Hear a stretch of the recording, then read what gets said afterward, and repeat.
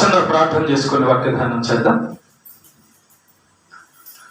పరలోకమందున మా కన్న తండ్రి, నీ నామమునకు స్తుతి, మహిమ, ఘనత, ప్రభావములు తెలియజేస్తూ ఉన్నాం. మరొక పునరుత్థానపు దినాన్ని మాకు అనుగ్రహించినందుకు స్తోత్రాలు. నీ దయ, నీ కరుణ, నీ కృపతో కాపాడుతున్న దేవా, నేను స్తుతిస్తూ ఉన్నాం.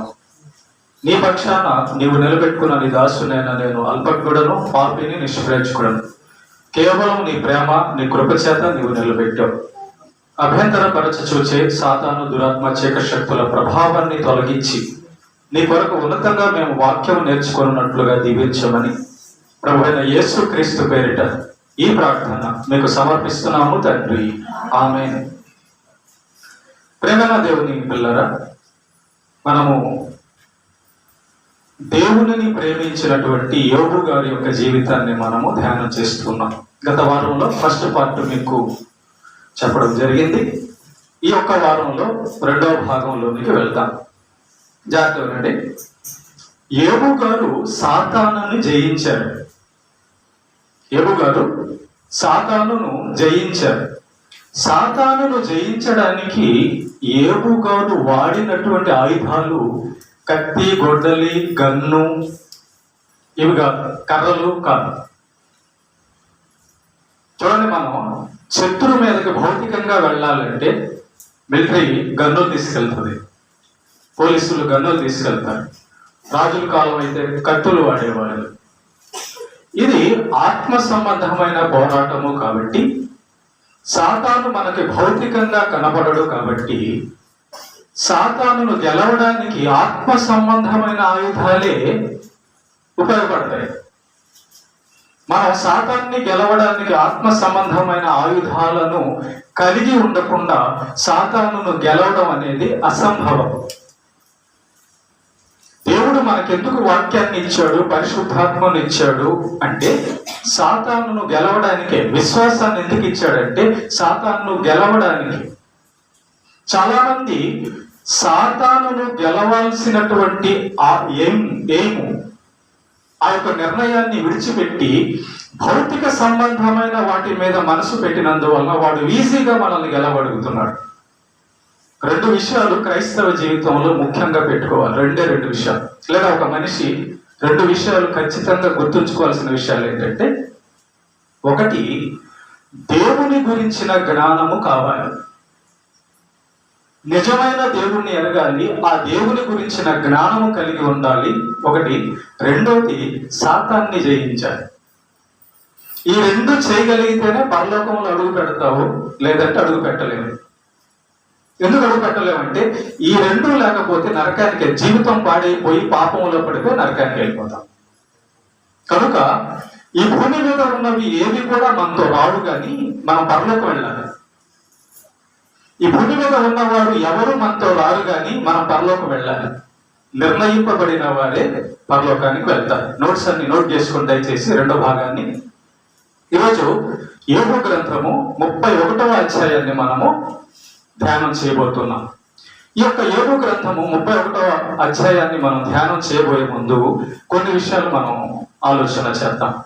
అదేంటే ప్రియమైన దేవుని బిడ్డలారా, చూడండి, దేవుడు యోబు గారి మీదకి సాతాన్ని పంపించక ముందు యోబు గారు ఆత్మ సంబంధమైన ఆయుధాలను కలిగి ఉన్నాడు. ఆత్మ సంబంధమైన ఆయుధాలు కలిగి ఉండకపోయి ఉంటే యోబు గారిని ఈజీగా సాతాను గెలిచేవాడు.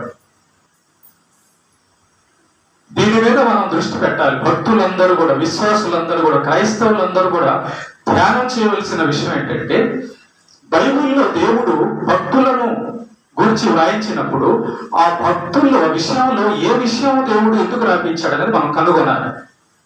యోబు గారి విషయంలో దేవుడు సాతానుతో ఛాలెంజ్ చేశాడు. ఎంత ఛాలెంజ్ చేయగలిగాడంటే యోబు గారు ఏమేమి కలిగి ఉన్నారో, ఎలాంటి పటిష్టమైన స్థితిలో ఉన్నారో మనం అర్థం చేసుకోవాలి. డైరెక్ట్ గా సాతాన్నే పంపించాడు, దేవుడే పంపించాడు యోబు గారి దగ్గరికి. అంటే అర్థం ఏంటి? యోబు గారు ఏ స్థితిలో ఉన్నారు మనకు చూపించాడు దేవుడు. ప్రేమ దేవుడు బిడ్డలారా, చూడండి, యోబు గారు ఒకవేళ దేవుడి కంటే భార్యని ప్రేమించుంటే గెలిచుండేవాడు కాదు. యోబు గారు దేవుడి కంటే ఆస్తిని ప్రేమించి ఉంటే గెలిచుండేవాడు కాదు. యోబు గారు తన ప్రాణం కంటే దేహం కంటే దేవుణ్ణి ఎక్కువ ప్రేమించాడు. ఒకవేళ దేవుడి కంటే ప్రాణాన్ని దేహాన్ని కానీ ప్రేమించుంటే ఖచ్చితంగా యోబు గారు ఓడిపోయేవాడు. అంటే దేవుని కంటే నాకు తల్లిదండ్రులు అయినను, దేవుడి కంటే నాకు ఆస్తి అయినను, దేవుడి కంటే నాకు ప్రాణం ఆరోగ్యమైనను, దేవుడి కంటే నాకు ఏది ఎవరు ఎక్కువ కాదు అనే స్టాండ్ లోకి వెళ్ళాడు యోబు గారు. కాబట్టి సాతాన్ని ఓడించగలిగాడు. మన బైబిల్లో పడిపోయిన వారిని గమనిస్తే ఇస్కరియోతు యూదా స్టార్టింగ్ లో స్టాండ్ లో ఉన్నాడు, కానీ తర్వాత ధనాన్ని చూసినందువల్ల పడిపోయాడు. గెహజీని కూడా చూస్తే మనం ఇట్లాగా కొంతమందిని మనం గమనిస్తే దేవుడితో ఉన్నంత వరకు బాగున్నారు, నిలబడి ఉన్నారు, కానీ ఎప్పుడైతే దేవుని విడిచి పక్కన వాటి మీద మనుషుల మీద ఆధారపడతారో ఖచ్చితంగా వాళ్ళని సాతాను గెలిచేస్తాడు. ఓకే, కనుక పోయిన వారం కొన్ని చెప్పాను. యోబు గారు ఆత్మ సంబంధమైన విషయాల్లో ఏమేం కలిగి ఉన్నాడు, ఏం సంపాదించి ఉన్నాడు, వాటి వలననే సాతాన్ని జయించగలిగాడని పోయిన వారం కొన్ని మనము నేర్చుకున్నాం. ఈ వారం కూడా నేర్చుకుందాం. ఆత్మ సంబంధమైన వాటిలో దేవునిని ప్రేమించి సాతాన్ని గెలవడానికి యోబు గారు ఏమేమి సంపాదించారు చూద్దాం. ఒకటో వచ్చాను, నేను నా కన్నులతో నిబంధన చేసుకుంటుని, కన్యకును నేనెలాగో చూచుదును. చాలా చూసారా, ఇదంతా ఏంటంటే ఆత్మ సంబంధమైన ఆయుధాలు, ఆత్మ సంబంధమైన స్థితిని ఏర్పాటు చేసుకోవడం. యోబు గారికి దేవుడు చెప్పాడు, నీ కన్నులు పవిత్రంగా చూడాలి అని. మరి మనలో ఎంతమంది నా కన్నులు పవిత్రమైన వాటినే చూడాలి? వాక్యం పవిత్రమైనదా అపవిత్రమైనదమ్మా? ఉదయాన్నే లగవంగానే నీ కన్నులు వాక్యాన్ని చూస్తున్నాయా? టీవీని చూస్తుందా? Cell phone చూస్తుందా? చూసారా యోబు గారు ఎలా గెలిచాడు? ఉదయం లెగవంగానే యోబు గారు దేవుని ప్రార్థన చేసేవాడు, దేవుణ్ణి ధ్యానం చేసేవాడు, ప్రార్థన చేసేవాడు. కాబట్టి తన కన్ను, తన దృష్టి, తన మనస్సు అంతా కూడా దేవుడి మీద ఉన్నందువలన సాతాన్ని గెలవగలిగాడు. ఇంకో మాట ఏంటంటే, నేను కన్యకను ఎలాగో చూచుదాం అంటే, నేను ఒక స్త్రీని తప్పుడు ఉద్దేశంతో చూడను అనే నిబంధన దేవుడిది. ఆ దేవుడి నిబంధనను యోబు గారు తన జీవితంలో పెట్టుకున్నాడు. దేవుడిచ్చిన వాక్యము, ఆజ్ఞలు, ఆ ఆజ్ఞలు ఎవరైతే తమ జీవితంలో పెట్టుకుంటారో ఆ ఆజ్ఞలే సాతాన్ని గెలిచే బాణాలు, ఆయుధాలు. చూసారా, యోబు గారి కన్నంట ఏదైనా ఒక స్త్రీని చూసినప్పుడు అమ్మ, చెల్లి అని చూస్తుందట. నిజమే, ఒక స్త్రీని చూసినప్పుడు అమ్మ, చెల్లిగా చూస్తే సాతాను గెలవలేదు. ఒక పురుషుణ్ణి అన్న, తమ్ముడుగా చూస్తే సాతాను గెలవలేడు. కానీ మనం ఇంకో కోణంలో చూసామనుకో అయిపోయినట్టు. దేవుడు చూసే కోణంలో చూశాడు కాబట్టి యోబు గారు సాతాన్ని గెలిచాడు. తర్వాత వచ్చిన చదువు. అలాగే చేసిన ఎడల పరముననున్న చూసారా, యోబు గారు ఏమంటున్నారు? ఒకవేళ నేను తప్పు చేస్తే దేవుడి ఆజ్ఞ ఏమవుతుంది? దేవుడి ఆజ్ఞను నేను ఏం చేసినట్టు? చూసారా, అంటే మనం టైం చూసుకుంటాం, సెల్ చూసుకుంటాం, డబ్బు ఉందో లేదో చూసుకుంటాం, బియ్యం ఉందో లేదో చూసుకుంటాం, మంచి బట్టలు ఉన్నాయో లేదో చూసుకుంటున్నాం, ఇల్లు ఉందో లేదో చూసుకుంటున్నాం. రైట్, మంచిదే. వీటిని మించింది ఒకటి ఉంది, దేవుని ఆజ్ఞ. దేవుని ఆజ్ఞ మనం చూసుకుంటున్నాము. దేవుని ఆజ్ఞలు ఏ ఆజ్ఞలు ఉన్నాయి?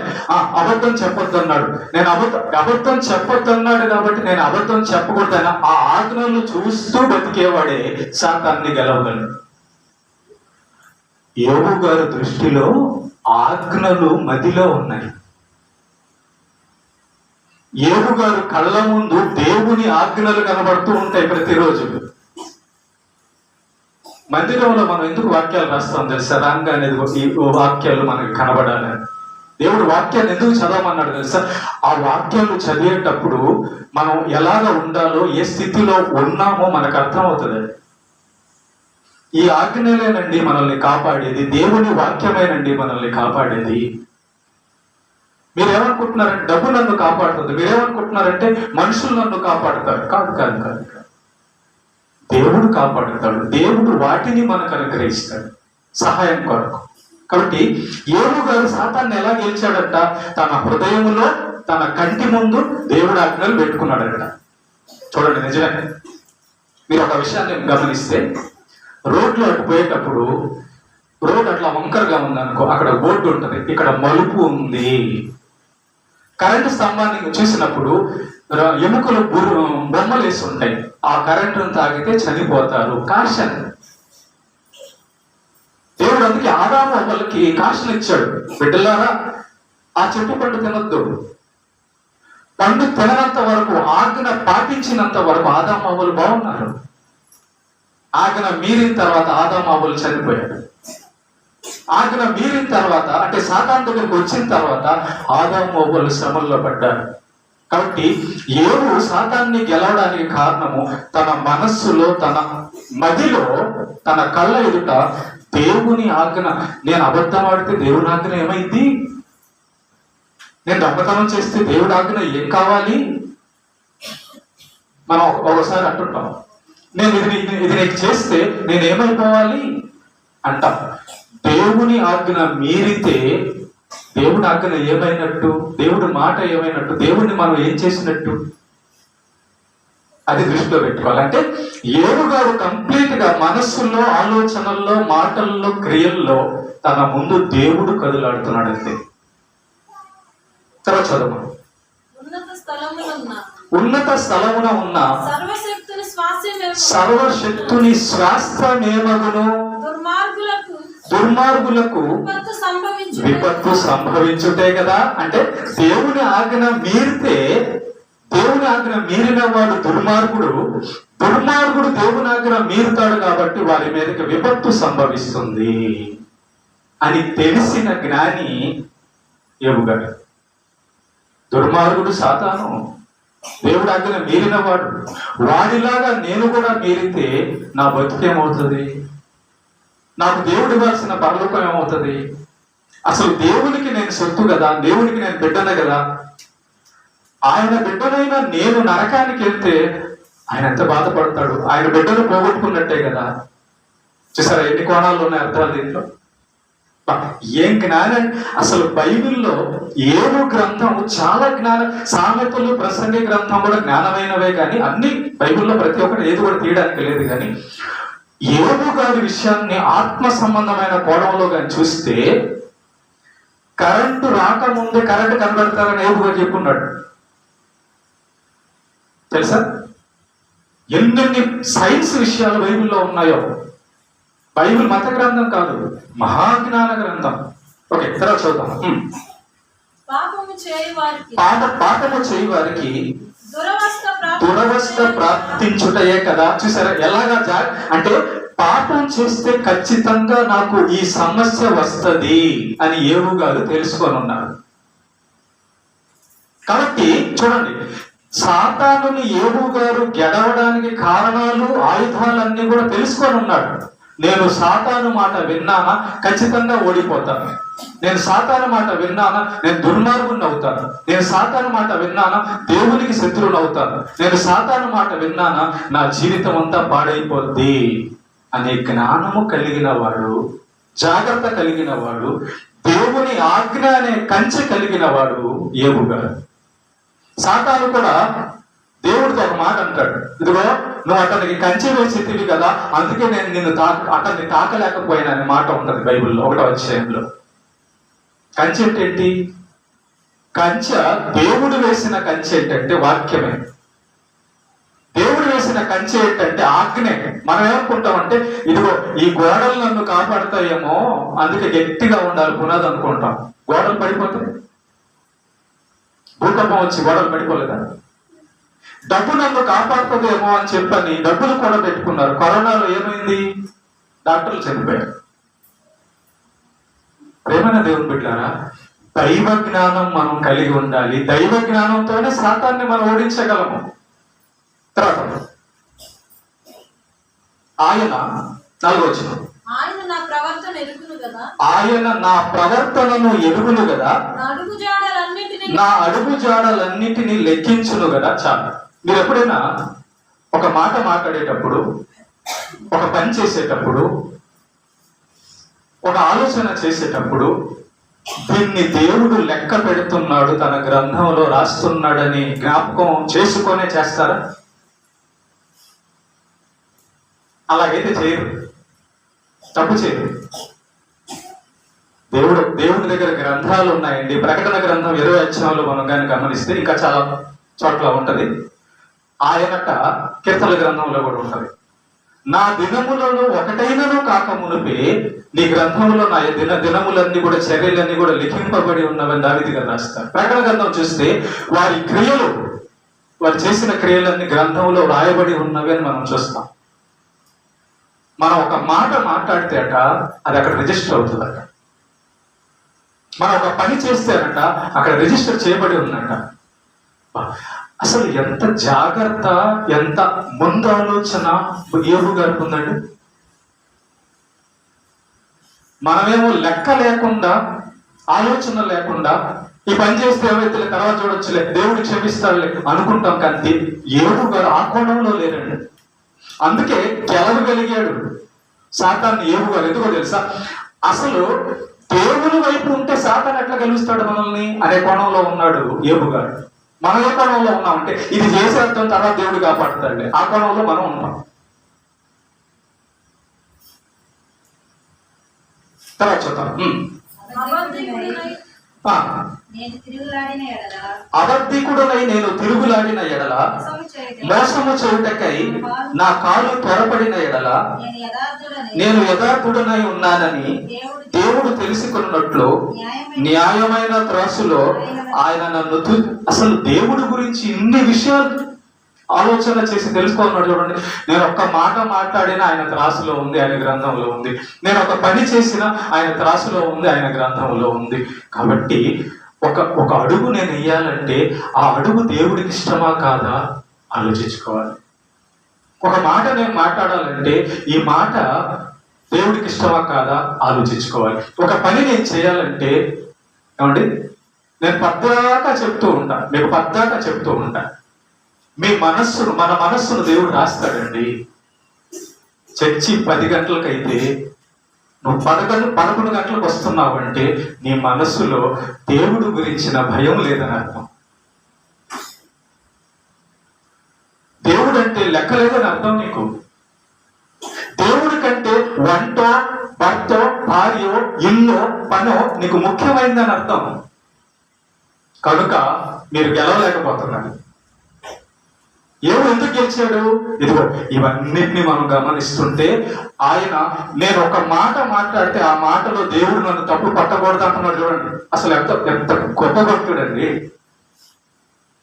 నేను తీర్పు దగ్గరికి వెళ్ళినప్పుడు, నన్ను దేవుడు చూసినప్పుడు ఆయన నన్ను తప్పు పట్టకూడదు. మనం ఎలా బతుకుతున్నామంటే, అదిగో మా ఇంటి పక్కన వాళ్ళు, ఈ ఊర్లో వాళ్ళు నన్ను చూసినప్పుడు బాగా డబ్బున్నోడు అనుకోవాలా, ఆ ఊర్లో వాళ్ళు చూసినప్పుడు బాగా చదివింది అనుకోవాలా, ఆ ఊర్లో వాళ్ళు నన్ను చూసినప్పుడు అబ్బా బాగా అందంగా ఉంది అనుకోవాలి. మనం భూ సంబంధమైన మనుషులను చూస్తున్నాం, కానీ భూమిని చేసిన, మనల్ని చేసిన దేవుడి మధ్యలో ఆలోచన చూడటం లేదు. అందుకే అసలు ఎంత అందగాడైనా, రాజైనా, ఉద్యోగి అయినా చనిపోతాడు కదండి, ఈ లోకం నుంచి వెళ్ళిపోతాడు కదండి. ఎవరు శాశ్వతం? ఎందుకంటే దేవుడు తీసుకెళ్తాడు. మనం చూస్తున్న దృష్టితో యోబు చూడలేదు, మనం బతుకుతున్న విధానంలో యోబు బతకలేదండి. యోబు గారు పరలోకంలో ఉన్నట్టుగా, దేవుడే తన ఎదుటగా ఉన్నట్టుగా బతుకుతున్నాడు యోబు గారు. అందుకే సాతాన్ని ఈజీగా గెలవగలిగాడు. తన ఎదుట దేవుని వాక్యమును, దేవుని ఆజ్ఞను పెట్టుకో ఉన్నాడు యోబు గారు. నన్ను దేవుడు చూస్తున్నాడు అని బతికాడు. నేను ఎక్కడున్నాను, ఇదిగో నా పక్కనే దేవుడు. పోలీసులు పక్కన ఉన్నాడు అనుకో, పక్కన జేబులో చేపెట్టి దొంగతనం చేస్తారు.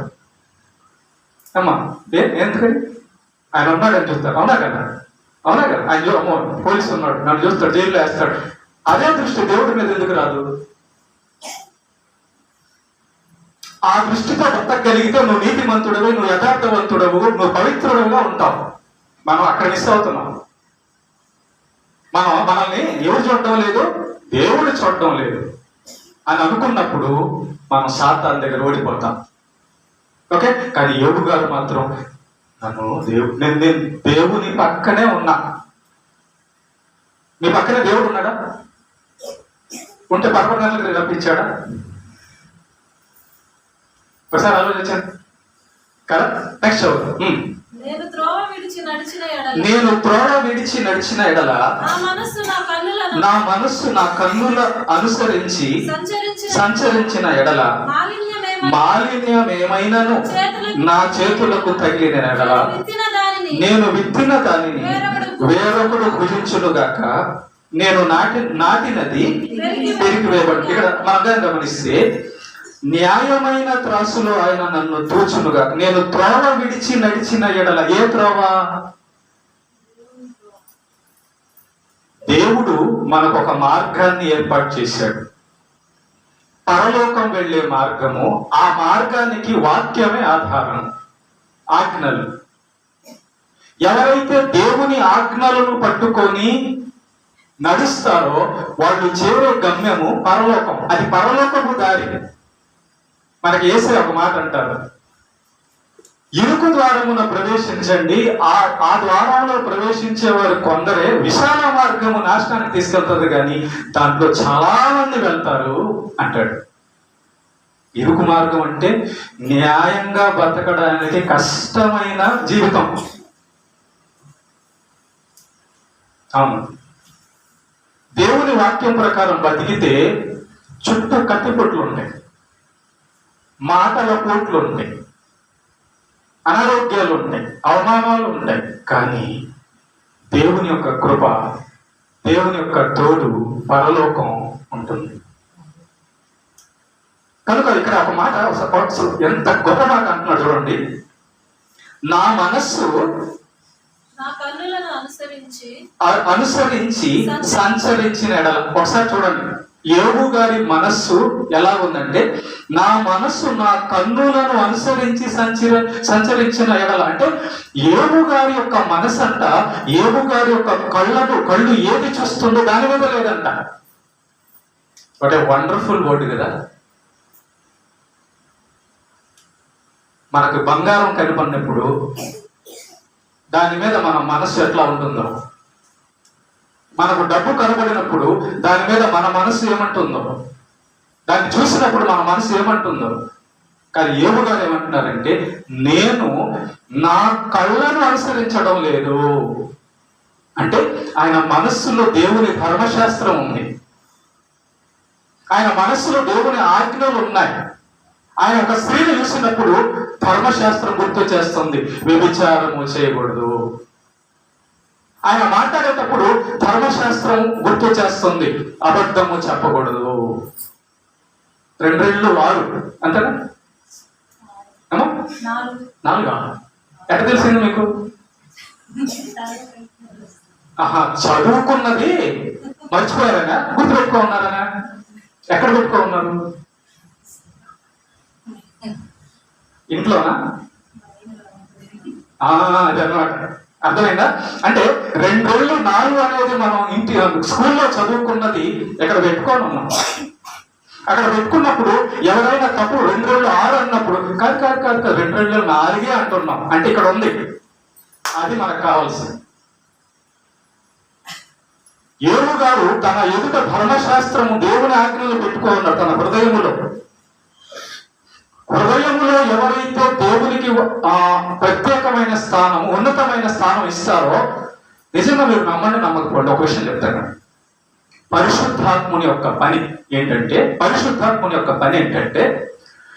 ఒక భక్తుల్లోకి పరిశుద్ధాత్ముడు నివసిస్తున్నప్పుడు ఆ భక్తుడు పొరపాటు కానీ లేదంటే ఏదైనా విషయంలో కానీ కొంచెం ఏదైనా ఒక అబద్ధం చెప్పాల్సిన సమయం వచ్చి చెప్పినప్పుడు కానీ, పొరపాటు అడుగు వేసినప్పుడు కానీ వెంటనే పరిశుద్ధాత్ముడు హెచ్చరిస్తాడు.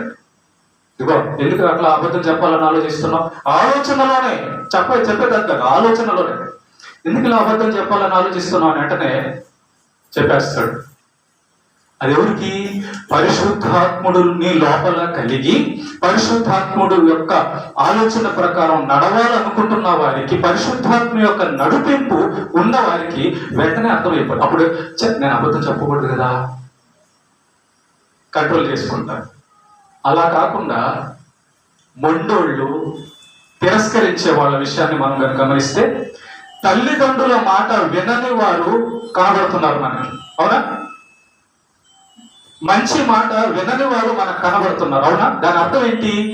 తల్లిదండ్రులు చెబుతున్నా, తల్లిదండ్రులు మనకు హెచ్చరిస్తున్నా మనం వినడం లేదంటే, ప్రత్యక్షంగా మనకు కనబడుతున్న అమ్మా నాన్న మాట వినడం లేదంటే, లోపల ఉన్న దేవుడి మాట మనం ఏం వింటాం?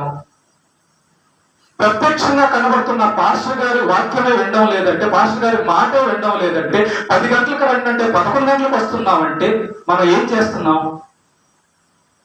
పాస్టర్ గారి మాటని, దేవుని వాక్యమును ధిక్కరిస్తున్నాం. కాబట్టి పాస్టర్ గారు ఇంకెప్పుడు చెప్పరు, ఎక్కువసార్లు చెప్పరు. అమ్మ నాన్న ధిక్కరించిన వాళ్ళు చెప్తారు, ఇక వదిలేస్తారండి. నీ ఇష్టం, నువ్వు బలైపోతే అయిపోతాడు. లోపల పరిశుద్ధాత్ముడు మనల్ని నడిపించకపోతే, మనం పరిశుద్ధాత్మ మాట వినకపోతే, మనల్ని దేవుడు స్వయం ఆలోచనకు వదిలేస్తాడు. అప్పుడు సొంత ఆలోచన ప్రకారం దొంగతనం చేస్తాం, సొంత ఆలోచన ప్రకారం వ్యభిచారం చేస్తాం, సొంత ఆలోచన ప్రకారం రకరకాల పనులు చేస్తాం. అప్పుడు ఏమవుతుందంటే మన జీవితం అంతా భక్తిహీన జీవితము, పాపపు జీవితం అవుతుంది. అంటే సాతాను చేతుల్లో ఉంటది, అంటే మనల్ని సాతాను గెలిచాడని అర్థం. కానీ ప్రేమ దేవుడు ఏవో గారిని మనం గమనిస్తే, నా మనస్సు, నా కన్ను నా కంట్రోల్ కాదు, దేవుడి కంట్రోల్లో ఉన్నాయంటున్నాడు. నా మనసు, నా కన్ను నా సొంతం కాదు, దేవుని ఇష్ట ప్రకారం ఉంది అంటున్నాడు. కనుకే సాతాను ఏబు గారిని గెలవలేకపోయాడండి. నీ మనస్సు, నీ కళ్ళు దేవుని ఆజ్ఞ మీద కానీ ఉంటే, దేవుని ఆజ్ఞకు వ్యతిరేకమైనది ఏదైనా నీకు అర్థమైపోదు. ఇన్నిసార్లు పాస్టర్ గారు చెప్తున్నారే, ఇన్నిసార్లు ఎందుకు చెప్పించుకోవాలి దేవుడి చేత అనిపించదా? అనిపించడం లేదంటే చాలాసేపు కూర్చున్నాం అనుకో, తిమ్మిరి ఎక్కుతుంది. ఆ తిమ్మిరి కాలు మీద గిచ్చినా శ్వాస అట్టయిపోద్ది అనమాట. కాబట్టి అలా కాదు ఏబు గారు ఎల్లప్పుడూ దేవుణ్ణి బాధ పెట్టకూడదని తన ముందు దేవుణ్ణి పెట్టుకొని ప్రవర్తిస్తూ ఉన్నారు. ఇంకా చదువు. మాలిన్యం ఏమైనాను నా చేతులకు తగిలిన ఎడల నేను విత్తిన దానిని వేరొకడు భుజించును గాక. చూసారా? మాలిన్యం ఏమైనాను నా చేతులకు తగిలిన ఎడల అంటే చేతులు, మనస్సు, కన్ను, చేతులు, కాళ్ళు అంతా అసలు టోటల్ గా దేహం మొత్తం కూడా పవిత్రంగా ఉంచుకోనున్నాడు ఏబు గారు. పవిత్రంగా ఉండాలన్న ఆలోచన, ఆశతో బతుకుతున్నాడు ఏబు గారు. ఇంకెక్కడ సాతాను గెలిచేది ఏబు గారు? ఇది నాది కాదు, ఈ నాది కాని దాన్ని నేను ముట్టుకుంటే ఈ చెయ్యి అపవిత్రం అయిపోద్ది కదా అనే ఆలోచన మనకు కానీ ఉంటే దొంగతనం చేయి. అబద్ధం అనేది సాతాను మాట. నేను అబద్ధం ఆడితే వారికి లోబడి అప్పు తీసుకున్న వాళ్ళు యజమానులు కనుక గమనిస్తే మీకు అర్థం కావడం చెప్తున్నా. ఒక అతని దగ్గర అప్పు తీసుకున్నారనుకో, కట్టలేకపోతుంటే వాడు వచ్చి ఇష్టానుసారంగా బూతులు తిట్టినా చేతులు కట్టుకొని ఉండాల్సిందే. అంతే కదా? అంతేనా కదమ్మా? ఎందుకని? వాడి దగ్గర అప్పు తీసుకున్నాం కాబట్టి. అవునా? సాతాను గాడి యొక్క మాట మనం విన్నప్పుడు వాడు మనల్ని ఏం చేసినా కూడా అటు వెళ్తాం, అంతే. అదే సమస్య. ఈ అప్పులోడు వచ్చి ఇంటి ముందు ఎంత తిడుతున్నా, ఇంట్లో సామాన్లు బయట వేసినా, ఎంత పరువు తీసినా వాటిని మనం ఏం అనలేవు. ఎందుకంటే వాటికి మనం బానిస అయ్యాం. బానిస అంటే అర్థం ఏంటి? వాడి దగ్గర అప్పు తీసుకున్నాం. అబద్ధాలు ఎవరి దగ్గర తీసుకుంటారు ఏమా? అబద్ధాలు ఎవరి దగ్గర తీసుకుంటారు? బూతులు ఎవరి దగ్గర తీసుకుంటారు? అబద్ధం మనకు జనకుడు ఎవరు? అంతే. కాబట్టి సాతాను దగ్గర పాప సంబంధమైనవి ఉన్నవి, దేవుని దగ్గర నీతి సంబంధమైనవి ఉన్నవి. యోబు గారు దేవుడి దగ్గర నీతి సంబంధమైనవి తీసుకొని పాప సంబంధమైన సాతానుని ఓడిస్తున్నాడు. ఇది అసలు విషయం. మీరు మనం సాతాన్ని గెలవాలి అనే ఆలోచన మనకుంటే దేవుడి వైపు ఉన్నామని అర్థం. దేవుడి వైపు ఉన్నప్పుడు నేను తాగితే నా తండ్రి అవమానపడతాడు కదా, నేను తప్పు చేస్తే నా తండ్రికి తల్లికి అవమానం కదా అని దేవుని గురించి ఆలోచించాడండి యోబు గారు. నా దేవునికి అవమానం రాకూడదు, నా వలన సాతాను నా దేవుణ్ణి అంటాడు. నిన్న ఒక పాప ఒక వీడియో పంపించింది, స్కూల్ పాప. ఆ పాప తండ్రి అంట చాలా పేదోడంట, కానీ అమ్మాయిని చదివించడానికి ఆ తండ్రికి చాలా ఇష్టం అంట. ఆ పాపతో పాటు ఉన్న వాళ్ళందరూ కూడా మంచి మంచి కాన్వెంట్ స్కూల్లో చదువుతున్నారు, బాగా డబ్బులు ఉన్నవాళ్ళు కాబట్టి. అప్పుడు ఈ పాప వాళ్ళ నాన్న చేసే కూలి పనులు చూస్తూ వస్తుంది. పాపం ఆ పాప ఎప్పుడైనా దారిలో వెళ్ళేటప్పుడు వాళ్ళ నాన్న ఆ బండలు కొట్టడం, ఆ రాళ్ళు పగలు కొట్టడం, చెమటంతా కష్టమంతా ఎండకి చూస్తుంది పాప. చూస్తుంటే 10th అయిపోయింది. 10th అయిపోయినప్పుడు ఇంటర్లో కాలేజీలో చేర్చాలి. అప్పుడు వాళ్ళ నాన్న అడిగాడంట, అమ్మా మరి నీతో ఫ్రెండ్స్ ఉన్న వాళ్ళందరూ మంచి మంచి కాలేజీల్లో చేరారు కదా, మరి నువ్వు కూడా మంచి కాలేజీలో చేరతావా అని అంటే ఆ పాప ఏమని తెలుసా, వద్దు నాన్న, నేను గవర్నమెంట్ కాలేజీలోనే చదువుతాను, నేను గవర్నమెంట్ హాస్టల్లోనే ఉంటాను. అదేంటమ్మా మీ ఫ్రెండ్స్ అందరూ మంచి మంచి కాన్వెంట్ స్కూల్లో ప్రైవేట్ స్కూల్లో చదువుతున్నారు కదా, అక్కడ బాగా చదువు చెప్తారంట కదంటే. అమ్మాయి మనసులో ఏమనుకుందో తెలుసా, నేను ఒకవేళ కాన్వెంట్ స్కూల్లో కానీ ప్రైవేట్ స్కూల్లో కానీ చేరితే మా నాన్న ఇంతకంటే డబుల్ కష్టపడాలి,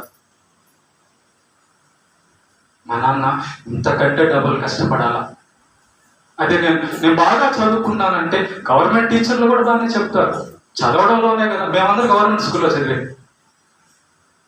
రైల్వే స్కూల్లో, నేను గవర్నమెంట్ స్కూల్లో మేము చదివాం. ఆ పాప ఏమని తీసుకుని తెలుసా, మా నాన్న డబల్ కష్టపడకుండా ఉండాలి, గవర్నమెంట్ స్కూల్ అయితే ఫ్రీగా వస్తుంది, పెద్ద ఖర్చు ఎక్కువ ఉండదు అని. వద్దు నాన్న, నేను హాస్టల్లోనే ఉంటాను, నేను గవర్నమెంట్ స్కూల్లోనే చదువుతానని ఆ పాప గవర్నమెంట్ స్కూల్లోనే చదివి IAS కలెక్టర్ అయింది. అంటే మా నాన్న కష్టపడకూడదు, మా నాన్నకి అవమానము. యేసు ఎవరండి యేసే? మరి ఆయనకు అవమానం రాకూడదు కదా మన బతుకులను బట్టి, మన మాటలను బట్టి, మన చేష్టలను బట్టి ఆయనకు అవమానం రాకూడదు కదా అండి. ఇది ఆలోచించాం. ఒక చిన్న పిల్ల పాప ఒక మానవ తండ్రి గురించి అలా ఆలోచన చేస్తే మన కోసం ఆ పాప తండ్రి కష్టమై పడుతున్నాడు, కానీ మన యేసయ్య ప్రాణం ఇచ్చాడు కదండి. ఆ పాప తండ్రికి చెమటే కారుస్తున్నాడు, మన యేసయ్య రక్తం కార్చాడు కదా. మన యేసయ్య అవమానాలు పొందాడండి. మన యేసయ్య పరిశుద్ధుడై ఉండి దేవుడై ఉండి మన కోసం ఎన్ని బాధలు పడ్డాడండి. ఎంత నీతిమంతుడండి, ఎంత పరిశుద్ధుడండి, ఎంత ప్రేమ కలిగినోడండి. అలాంటి దేవుడికి మనం చెడ్డ పేరు తేవచ్చాం. ఒక్క మాట మాట్లాడితే నా దేవుడికి చెడ్డ పేరు వస్తుంది.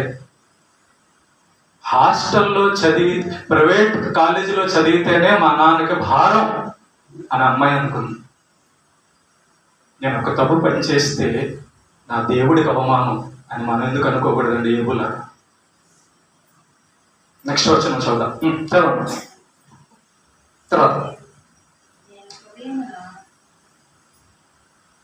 9వ వచనం.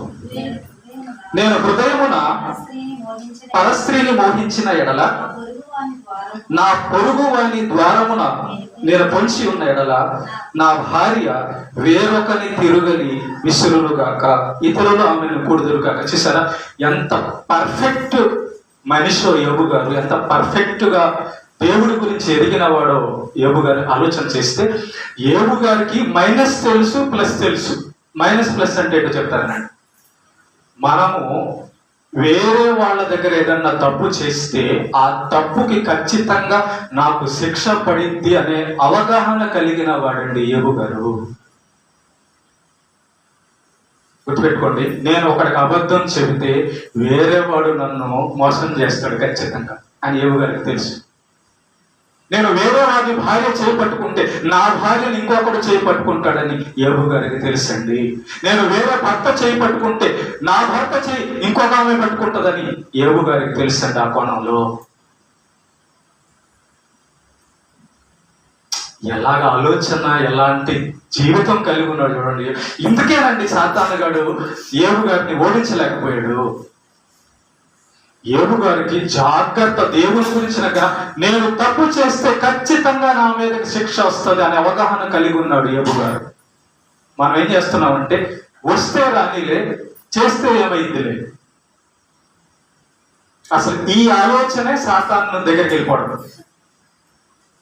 వస్తే రానిలే, చేస్తే చేశానులే అనే ఈ ఆలోచనే మనం సాతానికి లోపడ్డం. కాబట్టి ఇక వాడు మనల్ని గెలవకున్నట్టుంటాడు.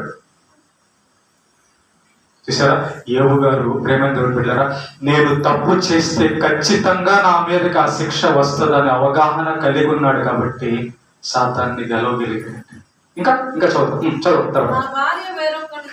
నా భార్య వేరొకరిని తిరగలి విసురును కాక, ఇతరులు ఆమెను కూడుదురు కాక, అది దుష్కామ కార్యము, న్యాయాధిపతుల చేత శిక్ష నొందతగినది. కాబట్టి చెడు కార్యము వలన ఖచ్చితంగా నాకు శిక్ష వస్తుంది అనే అవగాహన కలిగిన ఏబు చెడు కార్యము తన జీవితంలో చేయలేదు. బైబిల్లో ఒక మాట ఉంటుంది, దేవుడు ఏబు గురించి చెప్పిన మాట ఏంటో తెలుసా? ఏబు దుష్టమును విసర్జించిన వాడు. ఆ మాట చదువుదాం, ఏమన్నా చూడండి ఒకసారి. ఒకటో అధ్యాయం.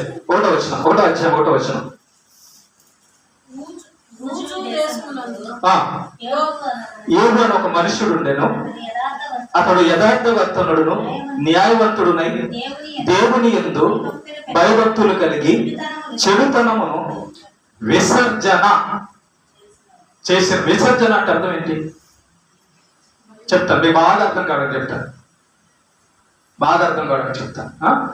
కొంచెం వేరే కోణంలో వాళ్ళు అనుకోవద్దే, అర్థం కావడానికి మాత్రమే చెప్తున్నాను. పాస్ మనం బిందుల్లో పట్టుకొని బెరువాలు పెట్టుకుంటాము, బాత్రూము బాక్సులో పెట్టుకొని ఫ్రిడ్జ్లో పెట్టుకుంటాము. ఎందుకని? అవి మంచిది కావు కదా. అసలు వాటిని చూడంగానే మనకు అసహ్యం వేస్తుంది కదా. ఏబు గారికి పాపాన్ని చూసినప్పుడు 1-2 లాగా ఉంటుంది.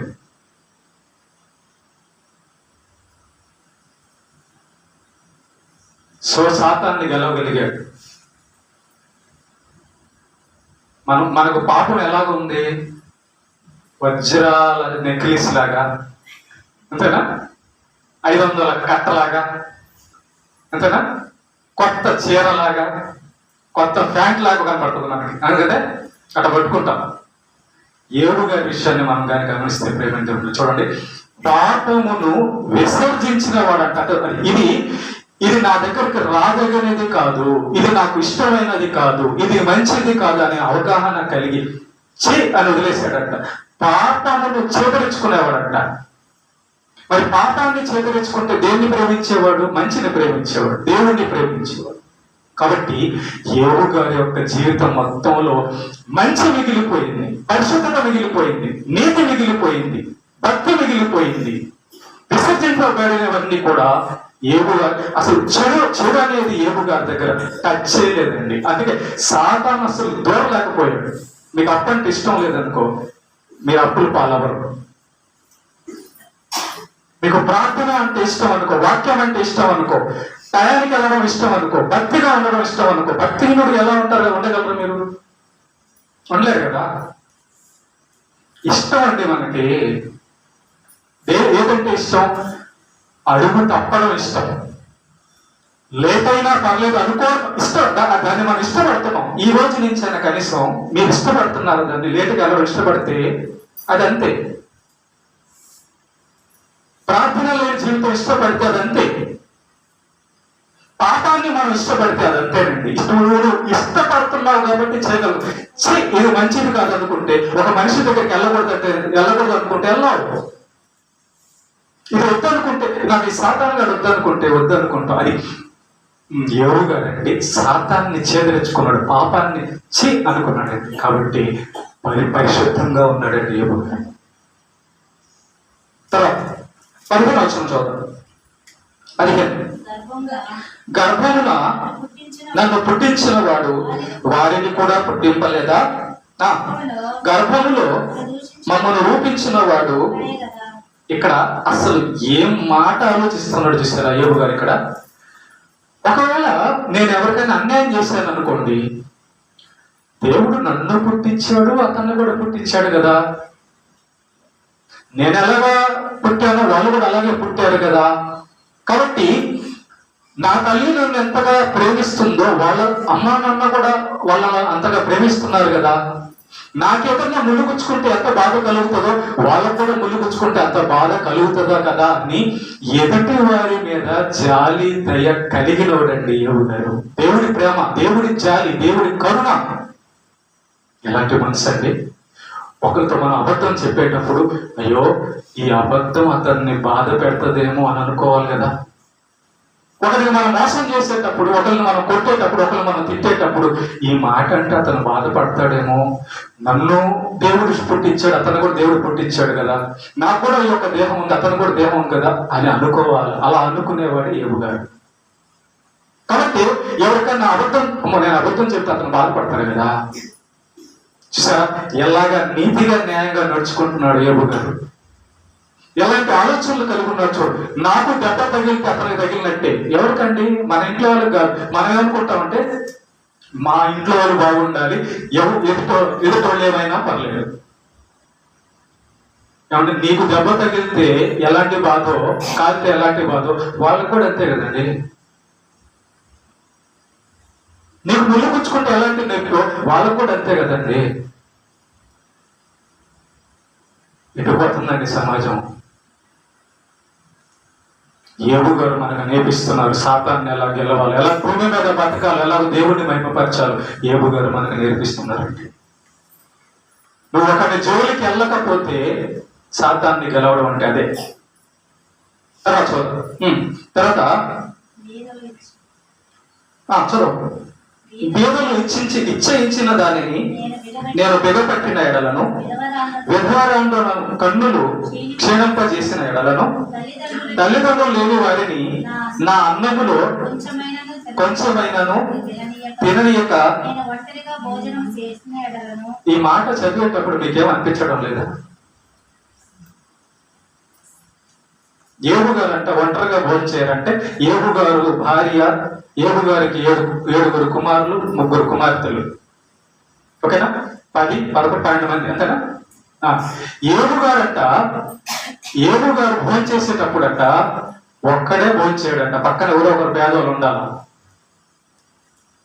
పోనీ ఇతను తిన్న తర్వాత కేవలం వాళ్ళ కోసమే వండుకోరు, ఇంకెవరికన్నా ఇవ్వడం కోసం ఒక గ్లాస్ ఎక్స్ట్రా వేసుకుంటారంట. నేను ఒంటరిగా ఒక్కడనే ఎప్పుడు భోజనం చేయలేదు అంటున్నాడు. ఎంత జాలి, ఎంత కరుణ ఉంది యోబు గారికి.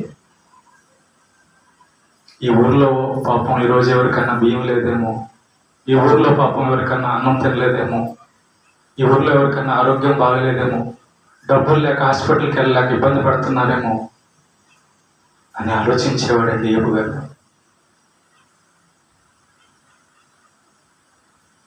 ఈ గుణాలన్నీ దైవ గుణాలు కదా.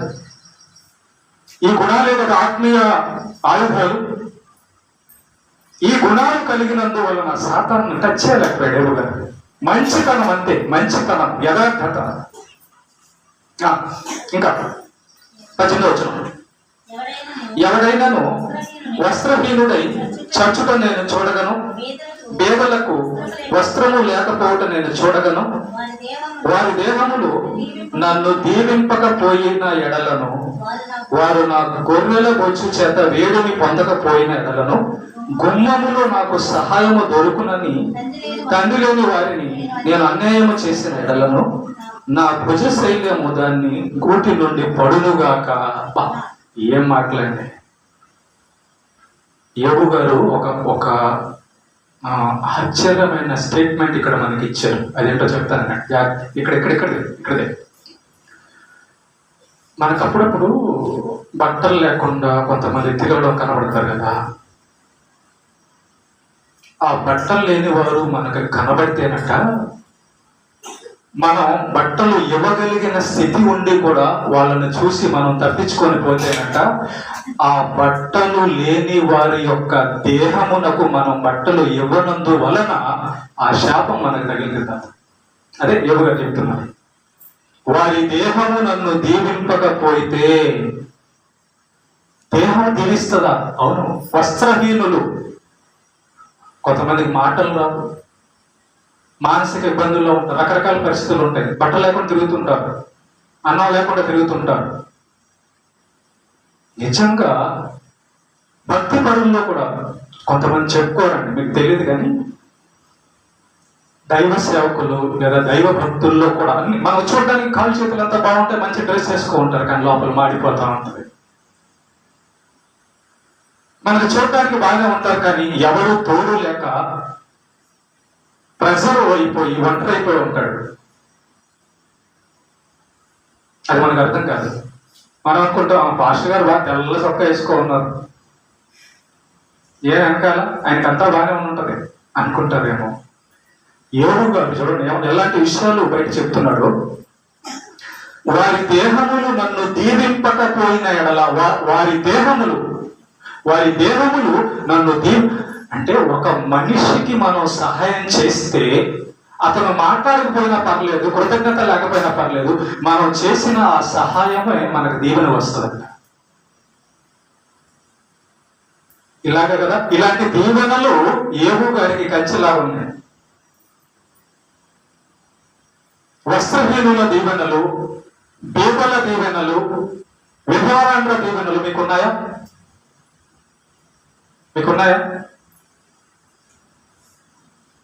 మాకు వాళ్ళ దీవెనలు ఎందుకంటే దేవుడి దీవెనలు కావాలి. వాళ్ళని మనం ఇవ్వకపోతే దేవుడు మనల్ని దీవించడు. అలా వస్తుంది. దేవుని వద్ద నుంచి మనకు దీవెనలు ఎలా వస్తాయంటే దేవుని యొక్క నీతి మనం పాటించినప్పుడు దీవెనలు వస్తాయి. నేను చర్చికి వెళ్తున్నాను కదండి, ప్రార్థన చేస్తున్నాను కదండి అంటే నీ అన్నం నువ్వు తింటున్నావు, మిగిలింది రేపు తిందాం, మిగిలింది ఇంకొక నెల దాకా తిందాం అనుకుంటే కాదు.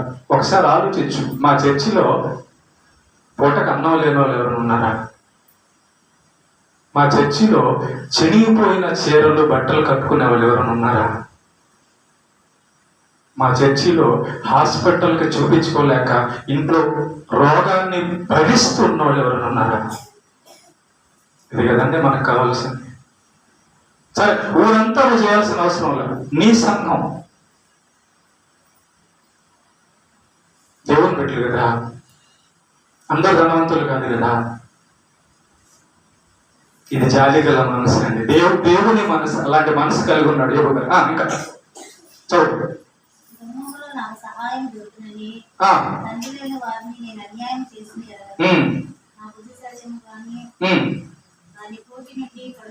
పడును గాక, నా బాహు ఎముకల్లోనికి ఇరుగును గాక. ఆగండి ఇక్కడ. నేను చెప్తున్నానని బాధపడద్దు. నేను వాక్యమే చెప్తున్నాను కాబట్టి కొంచెం వాక్యం కఠినంగానే ఉంటది, సత్యం కఠినంగానే ఉంటది. మనం యోగు గారు ఏమంటున్నారంటే నేను అన్యాయం చేస్తే నా ఎముకలు ఇరిగిపోతాయి అంటున్నాడు. అర్థమవుతుందా? నేను అన్యాయం చేస్తే బాత్రూంలో జారి పడిపోయి కాళ్ళు ఇరిగిపోతే అంటున్నాడు. టోటల్ మీకు అర్థం కావాలంటే అది ఎవరు నిన్ను కొట్టాల్సిన అవసరంలా, ఎవరు నిన్ను తిట్టాల్సిన అవసరంలా. అవుతుందా? నువ్వు ఎవరికి సాయం చేయకపోతే బాత్రూంలోకి వెళ్ళి జారి పడితే డాక్టర్కి ఇస్తావు డబ్బులు. అర్థమైందా? ఆ డబ్బులు ఏదో ఇళ్ళకి ఇస్తే అంతా బాగుంటుంది. అది యోగు గారు అంటున్నది. నేను సహాయం చేయకపోతే నా ఎముకలు ఇరిగిపోతాయి. చూసారా? అసలు వాక్యంలో యోగు గారి యొక్క మాటలు ఎంత జ్ఞానం దాగుందండి. ఎంత గొప్ప విషయాలు యోగు గారు బయట పెడుతున్నారు చూడండి. కాబట్టి ఎముకలు ఎట్లా ఎరుగుతాయమ్మా? ఎలా ఎరుగుతాయమ్మా ఎముకలు? ఎదుటి వానికి సహాయం చేయకపోతే ఎముకలు ఎరుగుతాయంట. కాబట్టి మనం మనకున్న దాంట్లో మొత్తం చేయాల్సిన అవసరం లేదు. ఎందుకంటే కుటుంబం ఉంటుంది, మన బ్రతుకు కూడా ఉంటుంది. కాబట్టి నీకు ఒక 100 రూపాయలు రోజుకి వచ్చినాయి అనుకో, ఆ 100 రూపాయలు కొంచెం చెయ్యి, నీ కుటుంబం చూసుకొని కొంచెం చెయ్యి. అప్పుడు నీ ఎముకలు బలంగా ఉంటాయి. సూత్రం తర్వాత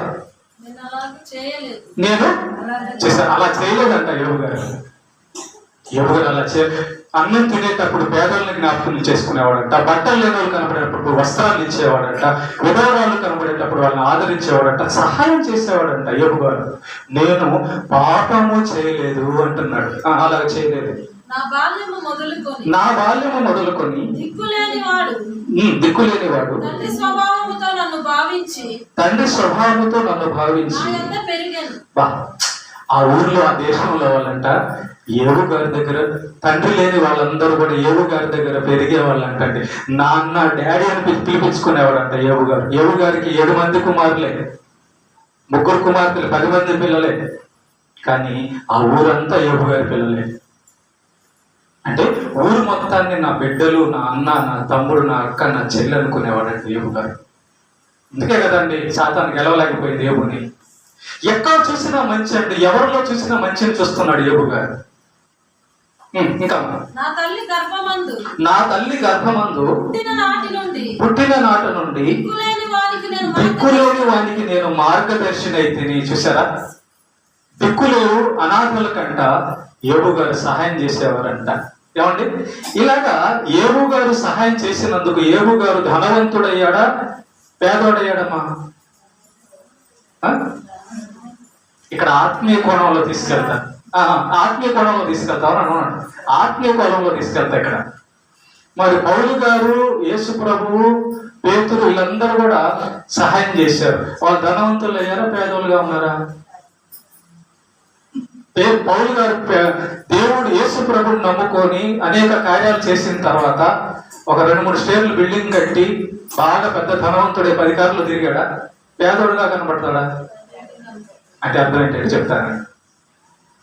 భౌతిక కోణంలో ఏబు గారి విషయాన్ని మనం కానీ ఆలోచన చేస్తే ఏబు గారు భౌతికంగా ఆశీర్వదింపబడిన వారు, ఆత్మీయంగా కూడా ఆశీర్వదింపబడిన వారు. ఇప్పటి ఈ కొత్త నిబంధన కాలంలో ఏంటంటే మనకున్న ధనము, మనకొచ్చే ధనము ఏంటంటే దేవుడు చెప్పినట్టుగా, యేసు ప్రభు చెప్పినట్టుగా నీతి కార్యాలు చేస్తే వాటి వలన వచ్చే ప్రతిఫలం పరలోకంలో, భూలోకంలో ఉంటుంది. ఇప్పుడు మనం ఎక్కడున్నాం? ఇప్పుడు ఈ టైంలో ఎక్కడున్నాం? ఎక్కడున్నాం? ఇప్పుడు ఎక్కడ గడుపుతున్నాం మనం? దేవుని అదే ఆశీర్వాదం. లోకం ఎక్కడ ఉంది? నరకానికి వెళ్ళే దారిలో ఉంది. ప్రేమల దేవుని బిడ్డలారా, ఇక్కడ ఆత్మ సంబంధం ఒక విశ్వాసిగా, ఒక ప్రార్థనా పరుడుగా, ఒక మంచివాడుగా, ఒక సేవకుడుగా నువ్వు మారగలిగావంటే అవన్నీ ఆశీర్వాదాలు, పరలోకానికి వెళ్ళే వ్యక్తిగా అర్థం.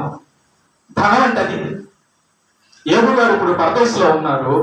ఏబు గారు గొర్రెలు, ఎద్దులు అన్ని పోయాయి. అక్కడికి పోయా? మరి ధనం ఇక్కడే ఉందా? ధనం అంటే అది కాదు. ధనం అంటే ఏబు చేసిన నీతి కార్యాల వలన వచ్చినటువంటి ప్రతిఫలపు పరలోకపు కార్యాలు. పరలోకం వెళ్ళడానికి కావాల్సిన ధనం ఏబు గారి దగ్గరకు వచ్చేసింది. గుర్తుపెట్టుకోండి, ఈ లోకంలో యేసు ప్రభువుని కలిగి ఉన్నావంటే నీకంటే ఇక ధనవంతుడు ప్రపంచంలో ఎవరూ లేదని అర్థం. ఆ ఒక్క పాయింట్ చాలు. ఆయన చాలు మనకి. మరి మార్తతో అంటాడు ప్రభు, మార్త నువ్వు అనేక పనుల మీద విచారం కలిగి వంటంలో ఉన్నావు, మర్యాద నా కాళ్ళ దగ్గర ఉంది అంటాడు. అంటే అవసరమైన వాడను నేనే, నా ద్వారా తప్ప ఎవడను పరలోకానికి వెళ్ళలేడు. యేసు ఉంటే, నేనుంటే చాలు అంటున్నాడు ప్రభు. కాబట్టి ధనమైన యేసును, జీవమైన యేసును, సర్వశక్తిమంతుడైన యేసును మనం కలిగి ఉంటే మనం లోకంలో భౌతికంగా పేదవారమైన ధనవంతులమే. ఓకే, ముగించుకుందాం. తర్వాత వచ్చిన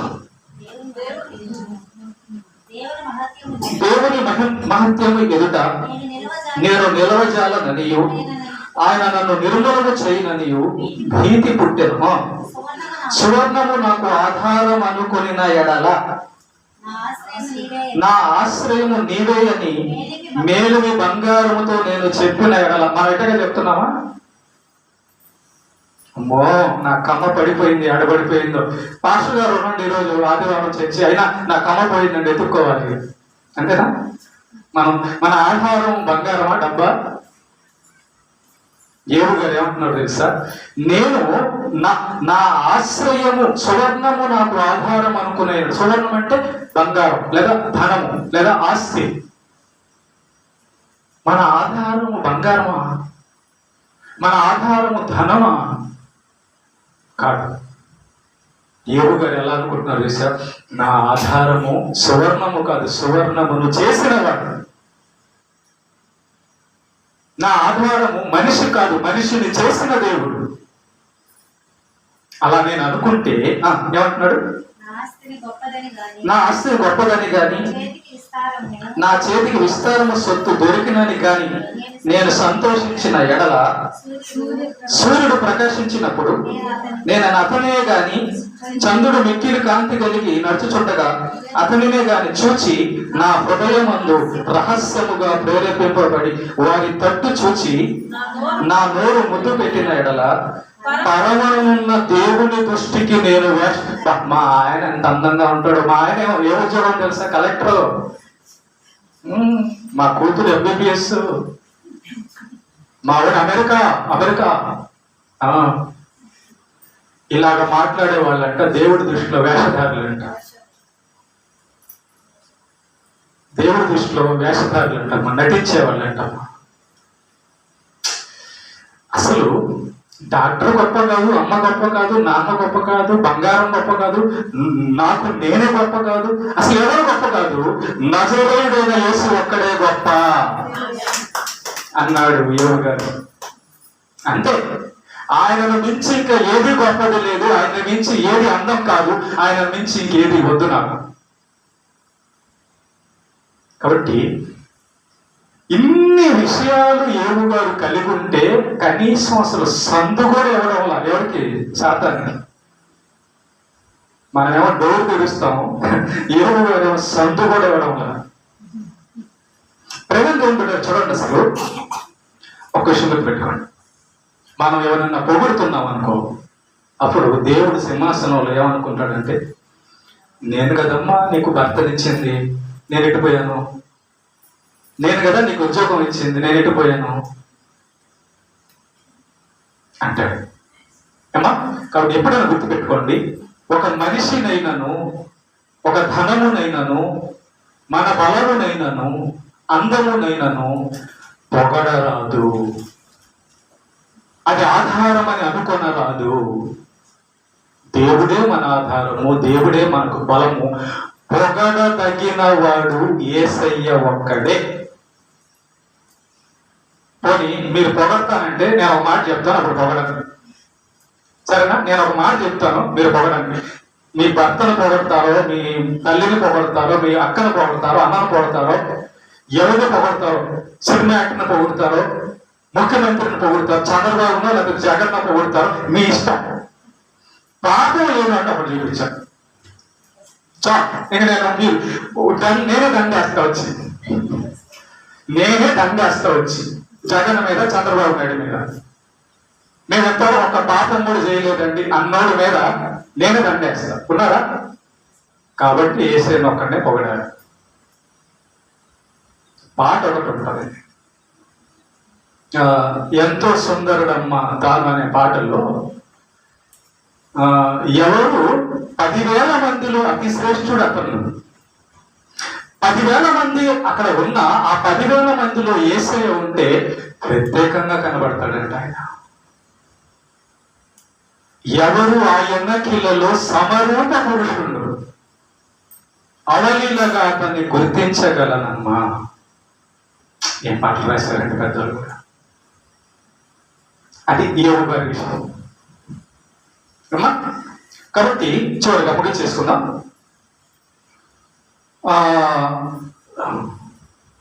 30 వచ్చిన చదివేసేయండి. 30.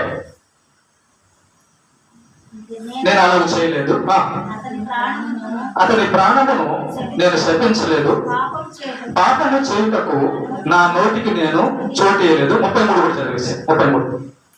ఆదాము చేసిన ఆదాము చేసినట్లు నా దోషములను దాచిపెట్టుకొని మహాసమూహమునకు ఆ భయపడి మహాసమూహమునకు భయపడి కుటుంబముల తిరస్కారమునకు జడిసియు నేను మౌనముగా నుండి ద్వారము దాటి బయలు వెళ్ళక రొమ్ములో నా పాపమును కప్పుకొని పరమునున్న దేవుని దృష్టికి నేను ఆదాము ఏబుని గారు కానీ ఇద్దరిని పక్కన నిలబెడితే ఎవరు నీతిమంతుడు తెలుసా? ఏబు గారే. ఆదాము గారిని ఏబు గారిని నిలబెడితే దోషి ఎదులలో ఎవరంటే ఎవరు నీతిమంతుడు అంటే ఏబు గారినే చూపిస్తాడు దేవుడు. ఎందుకంటే ఆదాము హవ్వ గారి భార్య మాట అన్నాడు. ఏబు గారి దగ్గర రేపు 3వ భాగంలో ఉంటది. ఏబు గారు ఎలా శ్రమంలోకి వెళ్ళిద్దరు ఆయన పరిస్థితి. భార్య వస్తుంది, చచ్చిపోకూడదా అంటది. ఎంత మనసు మంచి సలహా ఇచ్చిందో చూడు. చచ్చిపోకూడదా, నువ్వు ఇట్లా బాధపడుతుంటే నాకు ఇంటికాడ బాధగా ఉంది, ఒకదాన్నే ఉన్నాను నేను అంటున్నాయి. ప్రేమైన దేవుని బిడ్డలారా, ఏబు గారు అలా చేయలేదు. ఏబు గారు ఆదాము గురించి ఏమంటున్నాడు? ఆదాము చేసినట్లు నా దోషములను దాచిపెట్టుకొని, ఆదాము గారు లోపల దోషాలు దేవుడు చదువుతాడు ఆదాము, ఆదాము పండు తిన్నావా అంటే తిన్నాను ప్రభు అట్లా. ఇదిగో నువ్వు ఈమెనిచ్చావు కదా అందుకే తిన్నా. మనం ఏదన్నా అడిగినప్పుడు తిన్నగా సమాధానం చెప్పరు, ఇటు ఇటు జీవితం చెప్తుంటారు. అవ్వుగారు అనమాట. చేసావా అంటే అందుకు చేశా, ఆయన చేయమంటే చేశా, మంద ఒప్పుకోం. అట్లా ఉండదు అనమాట. ఆదాము రొమ్ములో పాపాన్ని దాచిపెట్టుకున్నాడు. అలా నేను చేయలేదు అంటున్నాడు. తర్వాత మహాసమూహములకు భయపడి, నీ పొలం వాళ్ళు వెళ్ళేస్తారని భయపడుతున్నావు యేసు ప్రభుని అనుకుంటే? నువ్వు దేవుడి పక్షాన యేసు ప్రభు మాట చెప్పడానికి, యేసు ప్రభు పక్షాన నిలబడడానికి నీ జాతి, నీ కులము, నీ దేశము నిన్ను వెలివేస్తుందని అనుకుంటున్నావు. ఇందాక సహోదరి ప్రార్థనలో చేసింది మీకు తెలుసో తెలియదు. ఒక మిలిటరీ ఆఫీసరు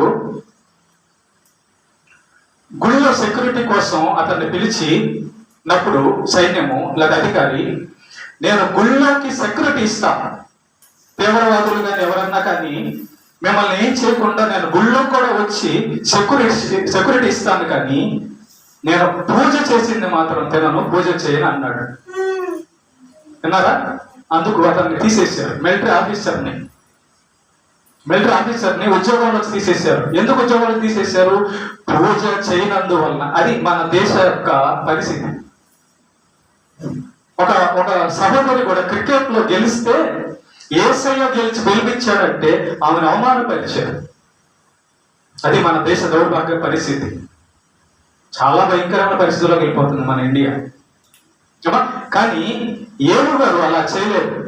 మహాసమూహముకు, ఇంటి వారికి కానీ, జాతికి కానీ, దేశానికి కానీ భయపడాల, దేవుడికి భయపడ్డాడు. సమూహములకు భయపడి కుటుంబ తిరస్కారములకు జడిసి. మీలో చాలా మంది కుటుంబాల్లో సమస్యలు పడుతుంటారు. భార్య చర్చికి వస్తుంటే భర్త అడ్డుకుంటుంటాడు. భర్త చర్చికి వస్తుంటే భార్య అడ్డుకుంటుంటది. రకరకాల కుటుంబ ఒకవేళ నువ్వు నీ భార్యకి, నీ భర్తకు నువ్వు భయపడితే అది భక్తే కాదు. నేను నా భార్యకు భయపడితే, నా కుటుంబానికి భయపడి నీ దగ్గరికి రాకపోతే నేను మంచోడే కాదంటున్నాడు ఏబు గారు, నేను భక్తుడే కాదంటున్నాడు ఏబు గారు. చూసారా? దేవుడి విషయంలో అమ్మ, తల్లి కానీ, తండ్రి కానీ, భర్త కానీ, భార్య కానీ, డబ్బు కానీ, మన ఆరోగ్యం ఏది కూడా దేవుడి కంటే ఎక్కువ కాదు. ఆయన రమ్మన్నాడా రావాలి, ప్రార్థన చేయమన్నాడు చేయాలి, నీతిగా ఉండమన్నాడు ఉండాలంతే. ఒకటే చెప్పు. నాకు ముందు దేవుడు, నేను దేవుడిని ప్రేమిస్తా, తర్వాత నిన్ను ప్రేమిస్తా. నా దగ్గర నుంచి దేవుణ్ణి దూరం చేయాలనుకుంటే నిన్ను వదులుకోవడానికంటే నాకే అభ్యంతరం లేదు. అమ్మతో చెప్పు, నాన్నతో చెప్పు, అక్కతో చెప్పు, చెల్లితో చెప్పు, తమ్ముడితో చెప్పు, ఎవరికైనా చెప్పు. నా దేవుణ్ణి నా దగ్గర నుంచి దూరం చేయాలనుకుంటే నువ్వే నా దగ్గర నుంచి దూరం అయిపోతావు. తెలుసుకుంటే ఖచ్చితంగా నేను దేవుడిని కోరుకుంటాను అన్నాడు ఏబు గారు. అదే జీవితాన్ని మనం చూస్తాం. అందుకే ఏబు గారిని టచ్ చేయలేము. ఏబు గారికి అన్ని మళ్ళా వస్తాయి కదా. చివరిగా, నేను మౌనముగా ఉండి ద్వారము దాటి బయలు వెళ్ళక రొమ్ములో నా పాపమును కప్పుకొని ఎడల పరమునున్న దేవుని దృష్టికి నేను వేషధారినగుదును. నేను మౌనముగా ఉండి ద్వారము దాటి బయలు వెళ్ళక అంటే దీని అర్థం ఏంటో తెలుసా? మౌనంగా ఉండడం అంటే ఏంటి అర్థం? ఏమా మాట్లాడకుండా ఉండడం. యేసు నిజమైన దేవుడా, నిజమైన దేవుడు కాదా? ఎక్కడ చెప్పావు మాట? ఎక్కడ చెప్పావు? కాలంలో చెప్పావా? హైదరాబాద్లో చెప్పావా? ఎక్కడ చెప్పావు? అదనమాట. అంటే దేవుని రాజ్య సువార్తను ప్రకటించమని సర్వ సృష్టికి వెళ్ళి సర్వ సృష్టికి సువార్త చెప్పాడు. నేనే దేవుడినని, నేనే మరణాన్ని గెలిచిన వాడినని, నేనే పరిశుద్ధుడనని, నేనే పాపమును గెలిచిన వాడనని నువ్వు చెప్పాలి గుమ్మము దాటి. సువార్త, గాస్పెల్. అలా ఇప్పుడు ఇదంతా దేవుడి గురించేగా చెప్తున్నాడు. ఏబు గారు మనకి ఏబు సువార్త అని రాయొచ్చుదండి. ఏబు గారి సువార్త అనొచ్చుదండి. మనం మత్తయి సువార్త, మార్కు సువార్త, లూకా సువార్త లాగా ఏబు గారి సువార్త కదా. ఎంత బాగుంది కదా. చివరిగా రొమ్ములో నా పాపమును కప్పుకొని ఎడల పరమునున్న దేవుని దృష్టికి నేను సహాయం చేయకపోయినా వేషధారే, చేసిన తప్పు ఒప్పుకోకపోయినా వేషధారే. అలా ఉంటాను నేను అని అన్నాడు. కానీ అలా చేయలేదు ఆయన. గొప్పగా బతికాడు. ఇంత నీతి, ఇంత యథార్థత ఆయన జీవితంలో ఉంది కాబట్టి సాతాను ఎదుగులాడుంటాడు ఏబు గారి దగ్గరికి వచ్చి. చుట్టూ తిరిగి ఉంటాడు కంచి లోపలికి వెళ్ళలేక కదా. కనుక ఇంత గొప్ప భక్తులను చూసినప్పుడు మనం ఇవన్నీ నేర్చుకొని వాళ్ళను మాదిరిగా పెట్టుకొని మనం బతకాలండి భూమి మీద. అప్పుడే మనం సాతాను ఎందుకు ఏబు గారి గురించి చూపించాడు తెలుసా? నువ్వు కూడా అలా బతికితే నేను చూడాలని ఆశ ఉందయ్యా అంటాడు దేవుడు. ఏబు గారి గురించి ఎందుకు రాపించాడంటే మనం కూడా మరియలాగా, మనం కూడా దానియేలు లాగా బతుకుతామని. ఏబు గారి పేరును బైబిల్లో రాసిన దేవుడు, గొప్ప చేసిన దేవుడు, మనం కూడా ఆయనలా బతికితే గొప్ప చేస్తాడు. అది ఉంది తీసుకుంటున్నాడు పరలోకంలో. అదే మా పరలోకం వెళ్ళిన తర్వాత పిలుస్తాడు. పిలిచి పలానా వ్యక్తి బతికాడు నా కోసం, నా బిడ్డ బిడ్డ సింహాసనంలో కూర్చో అంటాడు. అది కదా గొప్ప. ఈ లోకంలో ఎన్ని ఉద్యోగాలు, ఎంత ధనం పొందిన అదే గొప్ప అండి. అవి ఉండవు, 60 సంవత్సరాలు తీసేస్తారు కదా. కానీ దేవుడు హెచ్చించే సింహాసనము శాశ్వతం. ఇది రాయబడి సుమారు 4000 సంవత్సరాలు అవుతుంది. 4000 సంవత్సరాల నుంచి ఏబు గారి జీవితం చెప్పేటప్పుడు ప్రతి పాస్టర్ ఏబు గారిని మహిమపరుస్తున్నారు, ఘనపరుస్తున్నారు. పేరు చూసారా? డబ్బు పెట్టి కొనుక్కోవాలా ఏబు గారు? దేవుణ్ణి బట్టి సంపాదించుకుంటుంది. ఓకే, మూడవ భాగము ఇక ఏబు గారి యొక్క శ్రమల్లోకి మనం వెళ్ళిపోతాం. ఇప్పటి వరకు నేను ఈ 2 భాగాల్లో ఏం చెప్పానంటే మీకు, ఏబు గారు సాతాన్ని గెలవడానికి కారణం ఏంటి? కారణం ఏంటంటే ఇదిగో ఏబు గారు ఇవన్నీ దేవుడు చెప్పిన ఈ ఆజ్ఞలన్నీ పాటిస్తున్నాడు కాబట్టి ఆ ఆజ్ఞలు ఆయన చుట్టూ కంచెలయ్యాయి. ఆ దేవుని మాటలో ఏబు చుట్టూ కంచెలయ్యి సాతాను గెలవకుండా కాపాడాడు. ఇక మూడో భాగంలోకి వెళ్తే, మరి ఇంత నీతిమంతుడు ఎందుకు కష్టాలు పాలయ్యాడు? ఇంత నీతిమంతుడు ఎందుకు రోగాలు పాలయ్యాడు? మూడో భాగంలో తెలుసుకున్నాం. దేవుడికి మహిమ కలుగును కాక.